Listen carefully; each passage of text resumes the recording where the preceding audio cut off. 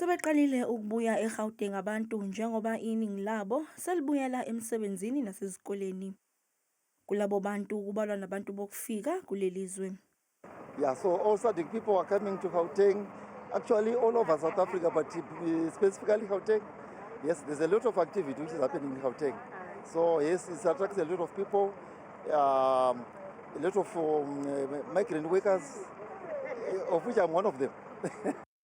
Ephumlani Toll Plaza amaphoyisa omgwaqo eGauteng avimbe ikhumbi ebithwele abantu abacela ama-30 abebesuka ePolokwane belibangise ePitoli. Siba ngu-29 or more pha eTexini.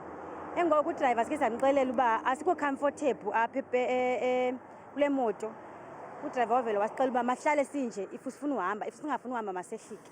Kubikwa ukuthi namhlanje ekseni kuboshwe abantu bokufika abane abakuleli zwe ngokungemthetho.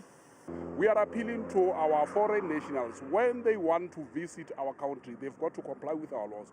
We've got the Immigration Act, which is very clear. They've got to make sure that they've got proper documentations. Kunxuswa bonke abantu abazobe belibangise eGauteng lempelasonto ukuba bebe nokubekezela.